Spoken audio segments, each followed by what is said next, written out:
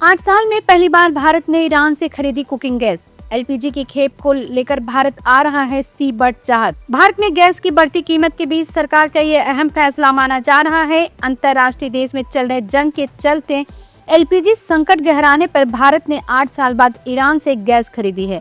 यह खेप Indian oil corporation ने खरीदी है।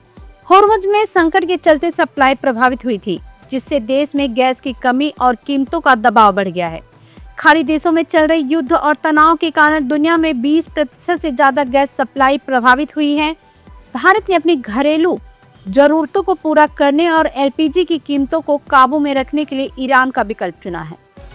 मणिपुर के उखरूल से इस वक्त की बड़ी खबर सामने आई है। सुरक्षा बलों ने हिंसा रोकने के लिए अब तक की सबसे बड़ी कार्रवाई की है। उखरूल के लीतान इलाके में सुरक्षा बलों ने धावा बोलकर करीब 6 अवैध बंकरों को पूरी तरह से ध्वस्त कर दिया है।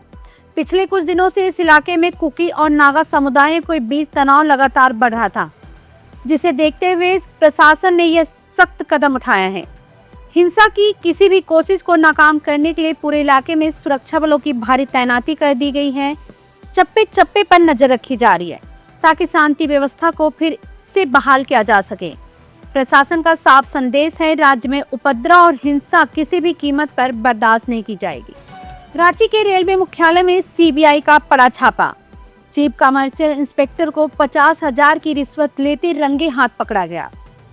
कार्रवाई के दौरान सीबीआई ने इंस्पेक्टर हिमांशु शेखर को 50,000 की रिश्वत लेते हुए पकड़ा है। सीबीआई की इस अचानक हुई रेड से पूरे ऑफिस में अफरा तफरी का माहौल बन गया। फिलहाल सीबीआई की टीम आरोपी अधिकारी से पूछताछ कर रही है और भ्रष्टाचार के इस जाल की गहराई से जांच की जा रही है। वहीं इस खबर से रेलवे के बड़े अधिकारियों के बीच इस कार्रवाई के बाद से सन्नाटा पसरा हुआ है।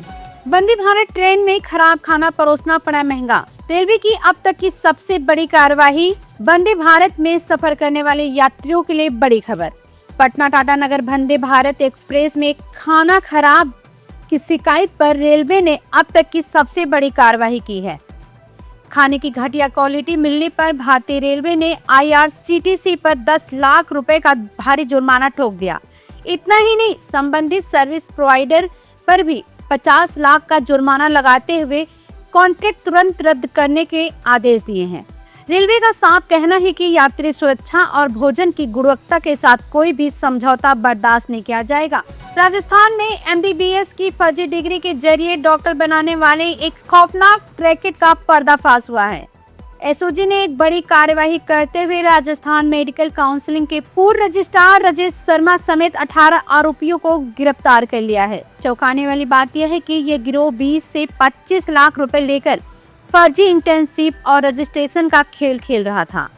अब तक की जांच में 90 से अधिक ऐसे संदिग्ध डॉक्टरों की पहचान हो चुकी है जो फर्जी डिग्रियों के सहारे लोगों की जान से खिलवाड़ कर रहे थे। भ्रष्टाचार और फर्जीवाड़े के इस बड़े नेक्सस में बेनकाब होने से पूरे चिकित्सा जगत में हड़कंप मच गया है। फिलहाल एसओजी इस पूरे गिरोह की जड़ों तक पहुंचने में जुटी है। दुनिया के लिए एक बेहद डराने वाली खबर। वेस्ट एशिया में छिड़ी जंग अब सिर्फ मिसाइलों तक सीमित नहीं, बल्कि यह आपकी जेब पर भी बड़ा प्रहार करने वाली है। दुनिया की सबसे बड़ी asset management company black rock के सीईओ लैरी फिंक ने ग्लोबल अर्थव्यवस्था को लेकर बड़ा अलर्ट जारी किया है। उन्होंने दिए गए एक इंटरव्यू में कहा कि अगर कच्चे तेल यानी क्रूड ऑयल की कीमतें $150 प्रति बैरल तक पहुंचती हैं तो दुनिया एक गहरी मंदी की तरफ बढ़ सकती है। यह सिर्फ एक जंग नहीं बल्कि एक वैश्विक आर्थिक तूफान की शुरुआत हो सकती है। तेल की बढ़ती कीमतें पूरी दुनिया की सप्लाई चेन और महंगाई को ऐसे मोड़ पर ले जा सकती हैं जहां से वापसी मुमकिन नहीं होगी। मुंबई की एक्वा मेट्रो यानी लाइन 3 में सफर करने वाले लाखों यात्रियों के लिए बेहद परेशान करने वाली खबर। इस आलीशान अंडरग्राउंड मेट्रो में कदम रखते ही आपका मोबाइल एक डिब्बा बन जाता है। जी हां, एक्वा मेट्रो के अंडरग्राउंड सेक्शन में मोबाइल नेटवर्क पूरी तरह से ठप हो गया है। न तो कोई कॉल लग पा रही और न ही इंटरनेट पर काम चल रहा है। इसे मेट्रो प्रशासन की एक बड़ी लापरवाही माना जा रहा है, क्योंकि इमरजेंसी की स्थिति में यात्री किसी से भी संपर्क नहीं कर सकते। क्या करोड़ों की लागत से बनी इस आधुनिक मेट्रो में यात्रियों की इस बुनियादी जरूरत को नजरअंदाज कर दिया गया है? यात्री अब प्रशासन से सवाल पूछ रहे हैं, आखिर कब तक इन्हें इस डिजिटल ब्लैकआउट का सामना करना पड़ेगा? विवेक रंजन अग्निहोत्री और भूषण कुमार की जोड़ी एक बार फिर इतिहास रचने को तैयार है।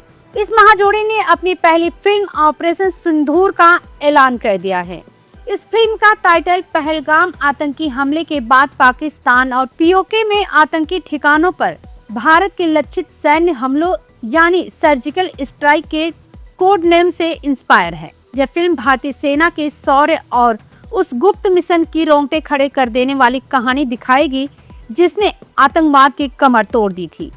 द कश्मीर फाइल के बाद यह विवेक अग्निहोत्री का एक और ऐसा प्रोजेक्ट है जो सीधे इतिहास के उन पन्नों को पलटेगा जो देश को जानना जरूरी है। मिडिल ईस्ट में छिड़ी जंग के बीच ऑस्ट्रेलिया ने ईरानी नागरिकों के टूरिस्ट वीजा को लेकर बड़ा फैसला किया है। ऑस्ट्रेलिया ने नए कानूनों के तहत ईरान से आने वाले नागरिकों के लिए ऑस्ट्रेलिया यात्रा पर प्रतिबंध लगाया है। यह आदेश उन ईरानी नागरिकों पर लागू होगा जिनके पास विजिटर वीजा है। इन पर 6 महीनों की बैन की घोषणा की गई है। गुरुवार 26 मार्च से यह नया नियम लागू